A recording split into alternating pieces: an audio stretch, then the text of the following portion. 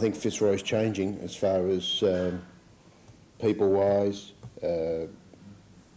There's architects moving into the area, solicitors, and we've also moved into the area, so what we're doing is sort of upgrading the quality, the standard, and making more people more aware that, you know, Fitzroy is not what it used to be like.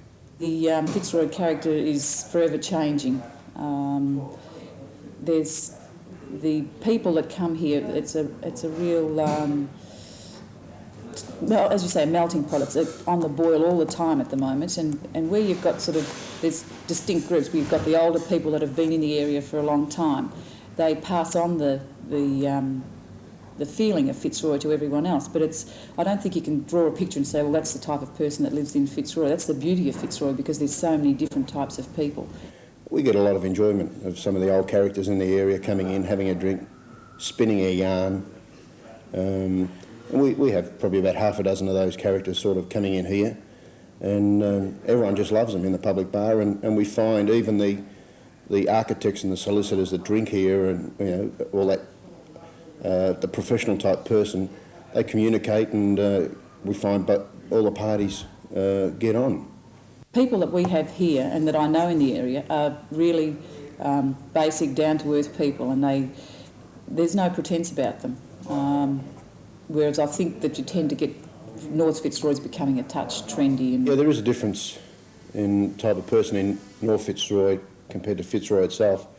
But I think what's happening is it is changing, and Fitzroy is catching up to North Fitzroy. I think that Fitzroy will become a popular suburb because it's got a lot of things to offer people. But I hope that it never ever becomes trendy, because you find that things become fake then.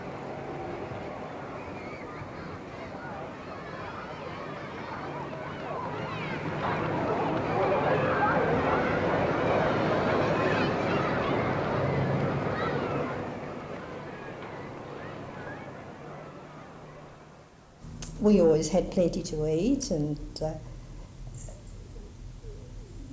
we didn't go on holidays and things like that, but I don't think anybody else did either.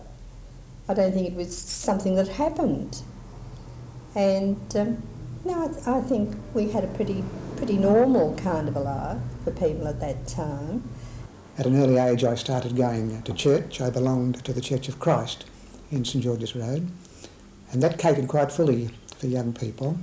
It was a big church. In those days it had a Bible school of about 300, and they occupied the large hall on the corner of Reed Street and Brunswick Street. The church, of course, was around the corner in St George's Road.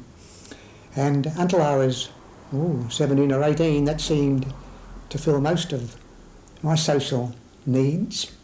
We used to go to quite a lot of fancy dress balls during the war years, because, of course, I was born in 1912, so I was 2 years old when the war broke out. So we used to go off to these fancy dress balls, and they'd go as groups. There was always seemed to be a lot of those. We used to go to those at the Fitzroy Town Hall. We had a pianola. We had a radio. Before nearly anyone that I can remember had a radio. First of all, it was the crystal set with the earphones and the cat's whisker, and then we graduated to a radio that was in a cabinet with a large speaker on the top. Oh, I used to learn dancing and elocution, and that was at Miss Neagle's. And her house was a two-storey house on the other side of the primary school. And she used to have concerts, of course, once a year, and it was always a very exciting time, really, for students. And mothers used to spend a great deal of time, and probably money too, on costumes. And I can remember that very well. The other memories I have of my childhood, which I treasure, is in football. My father first started taking me to see Fitzroy when I was only 3 years old. And I can remember the first match I saw in 1924 was against South Melbourne. I would say that in Bell Street and around in that area was a pretty respectable part to live in.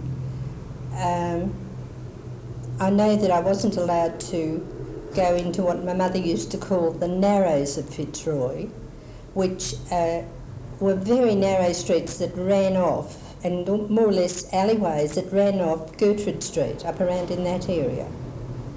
But I never had anything to do with that. But officially, the Narrows were the area between Smith Street in the east, Nicholson Street in the west, Gertrude Street in the south, and Johnson Street in the north. And it was, in the 20s and 30s, it really was an area of crime.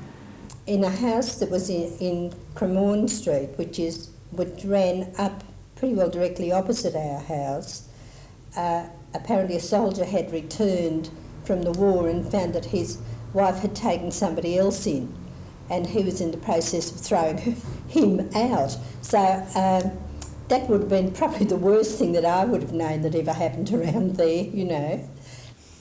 And I well remember one night on the corner of Johnson Street and Brunswick Street, a wet night in winter, looking over to the corner where there was still a bank there, and seeing a small child. He was only about that high, and he was selling papers. He had papers under his arm, and he had a thin coat on and bare feet. And I've always remembered that. And no, the Depression was the worst thing that happened to Fitzroy, because the people were virtually defenceless. They had nothing. You know, my parents weren't interested in having better than anybody else. We just got on with everybody. Just did things normally.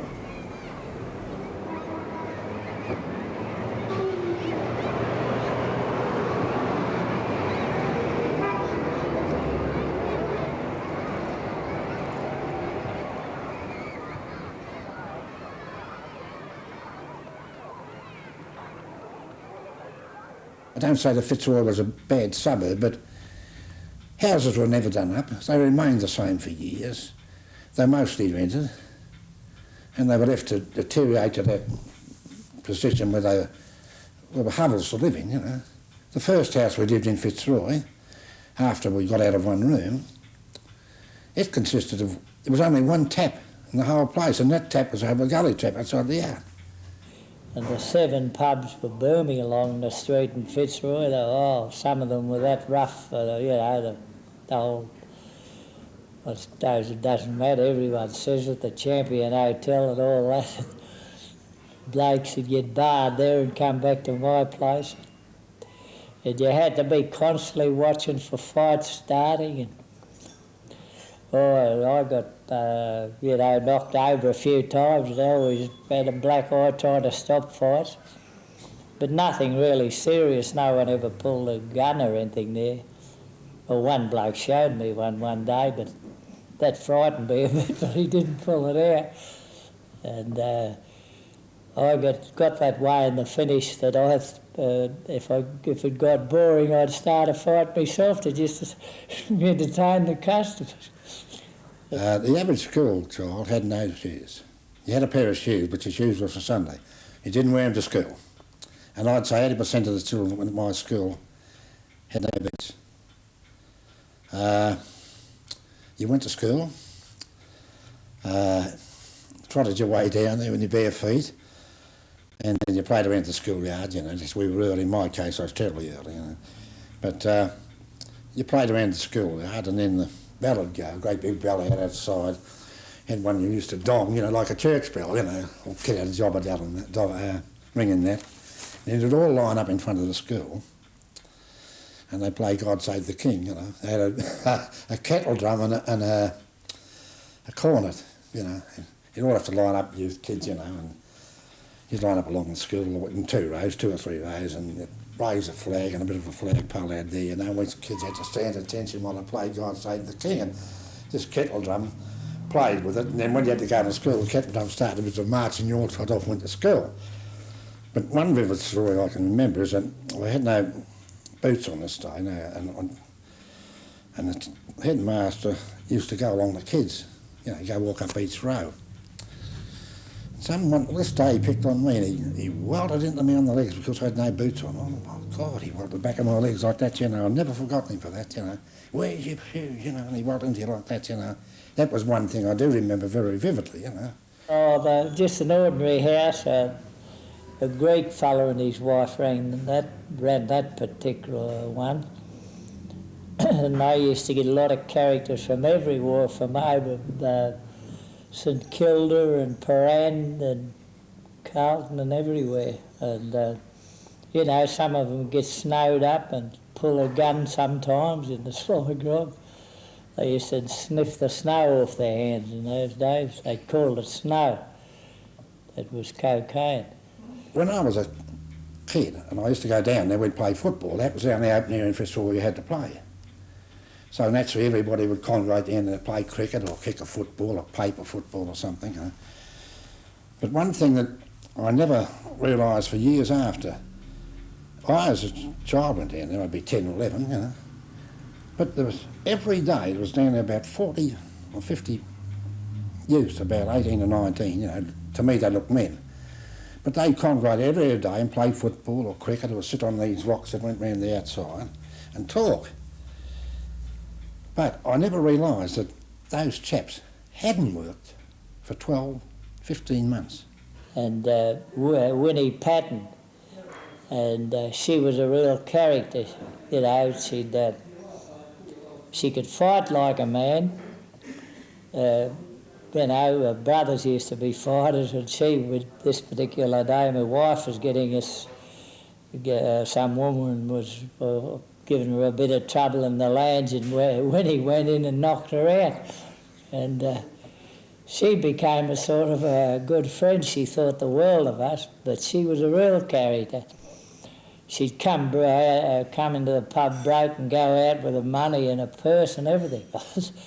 And she'd go down to the wharves and get on the boats with the blokes, and she always had money and spread it around, and she was kind to everyone, you know. She was one of the characters. There's another one called Fenile Bill. Well, his livelihood, I suppose, was his livelihood. He was a short character and you know, a bit of a grubby character, but interfered with nobody. But he used to have a small hand truck, and he used to buy a bulk phenol, and he used to sell it in the bottle. You know, he'd go around the street and he'd just play phenol, phenol, phenol, and all the kids would be following him, calling him Fenile Bill, you know. But then he was found in the lane. He had a lot of money on him. He was found in. The police found he didn't want to Fitzroy lanes, but he had a lot of money with him. Anyhow, this bloke, a well-dressed bloke, and I seen him rob this old pensioner, you know. He took the old pensioner, had a few, you know, and it was his pension day. This bloke took all his money out of his pocket, put it in his pocket. And I went out, I seen him do it, and I went out and I said, listen, you, I said, bung it back and there'll be no blue. And he put his hand inside his pocket and showed me a gun. It was a fair dinkum, I tell you.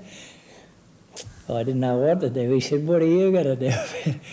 I said, look, and just don't let it happen again. That's all I could say. I was that flabbergasted. Of course, you had your two-up schools and your SP bookers in practically every lane in Fitzroy. Tuppence each way was about an average bet, you know. You had all those around there, you know. And you had your Wyandottes. There was a lot of Wyandottes in Fitzroy at that time because it was a state of the times. You know, people are poorly dressed, out of work, a lot of them, on a sustenance, and wine was the only outlet, you know. Some cases was wine, some cases was other things, you know, but you'd have a lot of winos in the street. Red noses was a common occurrence. A bluey sort of a nose was, and reddish skin, you know. They'd buy it for perhaps tuppence or sixpence a bottle, you know, a pint of wine. They'd go and drink it up a lane and they'd be drunk and they'd lay there all day, you know. One of my jobs, he put me in charge of the bar, was to go out and was crude to fill the bottles. I had to put the barrels up on a gantry, they called it, and I had to suck the wine out of a tube and fill all these bottles up in a banana case and then label them and then put them in the shop. And that took me hours and hours. The only wine I drank there was Sauterne. I used to have a suck at the Sauterne when I was bottling it. But the Fitzroy Stadium was where the old Liberty Theatre was. When talkies came in, they gradually reduced the theatres. And they shut down the Liberty Theatre, which was vacant for a long while, and they opened up a Fitzroy Stadium there on the corner of Brunswick Street and St David Street. And that was the old Fitzroy Stadium, because then it was bored out and became a shirt factory in the garage in front of it there. But, yeah, quite some characters down there. There was wrestling and fighting, you know, and boxing and so on. Everybody got in cheap. Those days they had great song and dance nights for the elderly, not like the trendy nights with discos and loud music. It was talent quests and pianos, you know, and those sort of things in Fitzroy. You were on the same level. They were all poor existence, you know. In those days there wasn't very people who had much money. But being on that same level brought out something in each person. You were helpful, you had compassion for people, you know. In those days, if say the day the blues started and I rang the police, they'd say Senyard rang the coppers and they wouldn't drink there, and you'd be come on the nose, you know. And I got a reputation then that one thing about Senyard, he never rings the coppers when anything happens in the pub, he works it out himself. The thing in Fitzroy was that you minded your own business. Those tough boys left everybody alone and probably mixed their own group, had fights or whatever it was with their own groups. But the average chap, they speak to these fellas, they passed them, but they never interfered with them, and they never interfered with you. That was one of the characters of Fitzroy. Don't interfere with people, and people won't interfere with you. And that went right throughout the ordinary life of every person.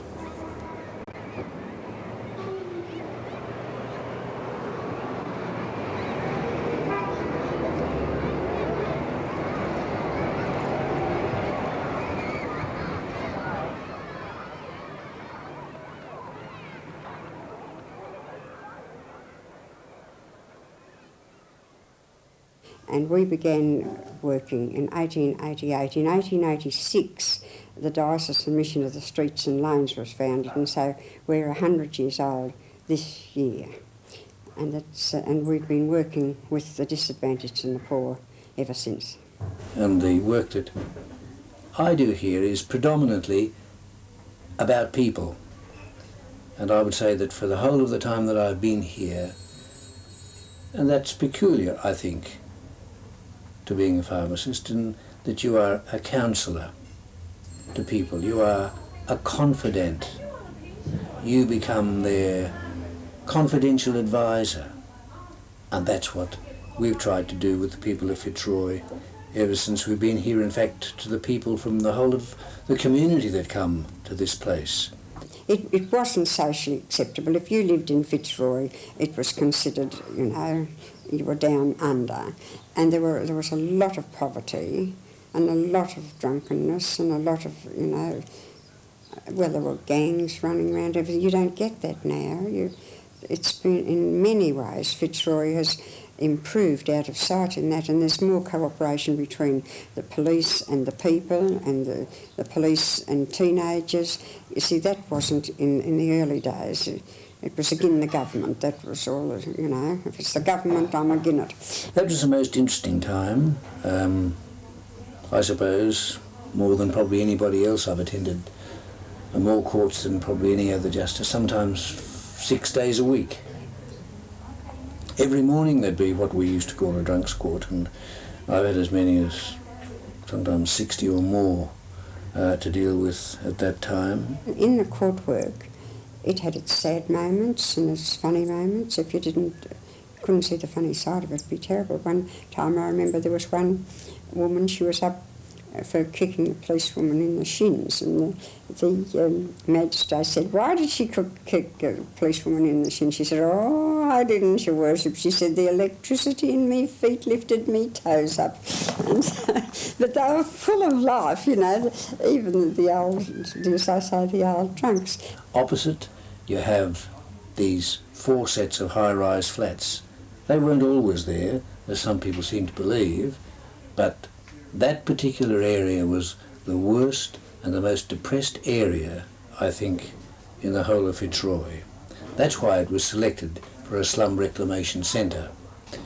And it took a long while for these to be developed. The older buildings had to be pulled down, and then these newer ones already built, and that took quite a long time. I remember when they were building the housing commission flats here in Brunswick Street and Napier Street, the people felt there should be a school here for the children. And so they had a big meeting in Town Hall, and we all went to be at this meeting. And it was a hilarious meeting. We were packed like sardines, and every time they wanted to make an amendment or make a judgment, they'd say, all those in favour of the amendment go to the right side of the room, and nobody could move, so there was no hope of doing that. And then they had a free-for-all certain times for there, and then the poor Housing Commission man, he got up and he said, if your mother was in the street and she had nowhere to go and there was only the street or the Housing Commission flats, where would you put her? And there was a bellow from the hall and they said, leave her in the street. This part of Fitzroy has always, Gertrude Street has always been, on this environment here, has always been considered, when anyone talks of Fitzroy, they usually refer to, or did refer to, this particular area. North Fitzroy was always a little more, well, perhaps a little more select than this area, and I think even now the tendency is for North Fitzroy to be, and have a tendency to go trendy, a little more affluent than this part. Every person you pass will say good afternoon or good morning or smile or do something, and you smile back, and it's, but you don't get that in North Fitzroy. They would consider they were butting in on your privacy if they did that. But they wouldn't do that in Fitzroy. Everyone, a chap the other day, he said, can you lend me 20 cents? And I didn't have any money on myself, and I said, oh, I couldn't give you 2 cents. And he said, oh, God bless you, sister.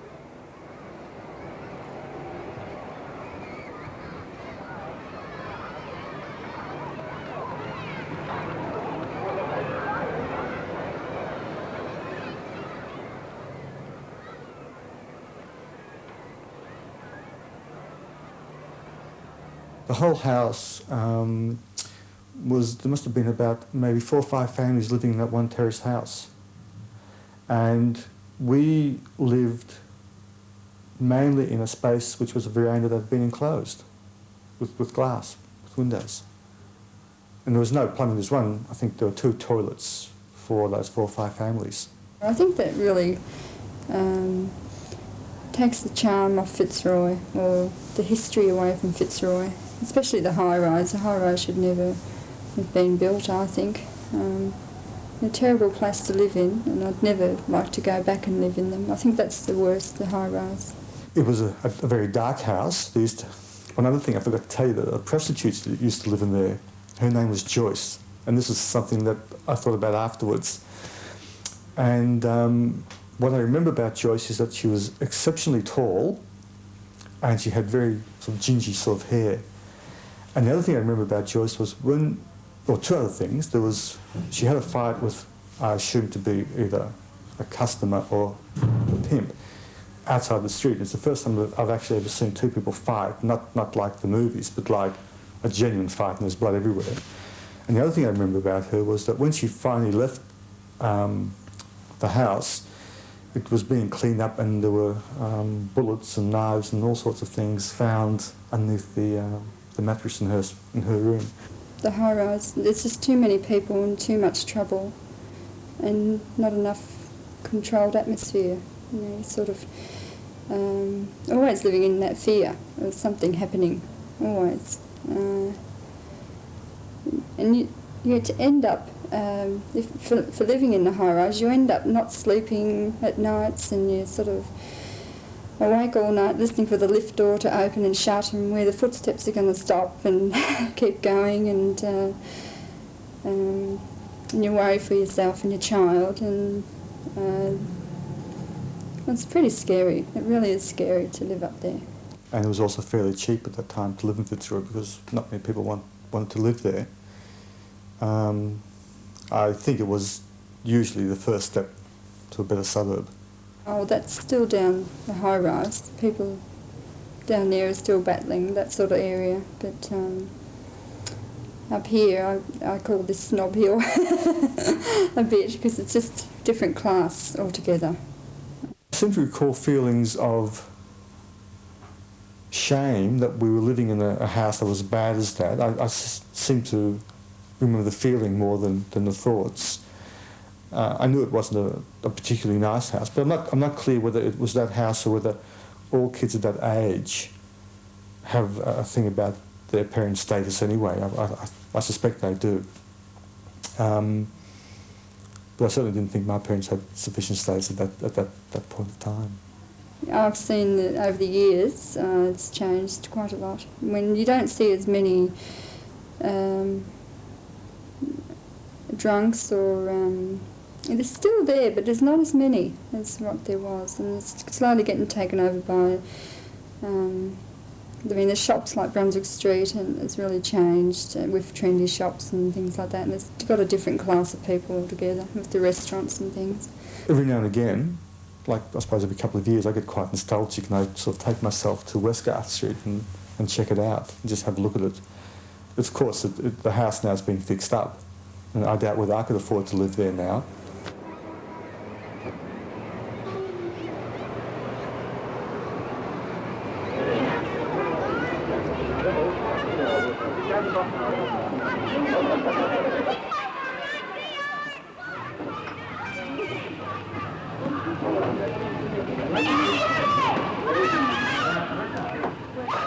There must have been about maybe 4 or 5 families living in that one terrace house.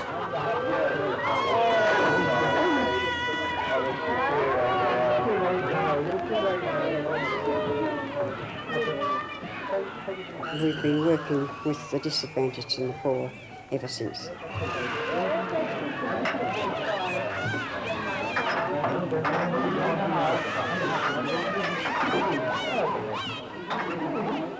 I don't say that Fitzroy was a bad suburb, but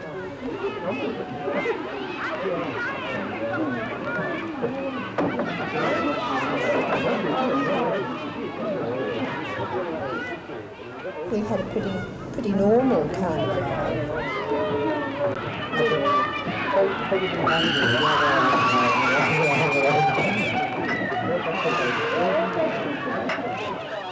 Fitzroy is not what it used to be like.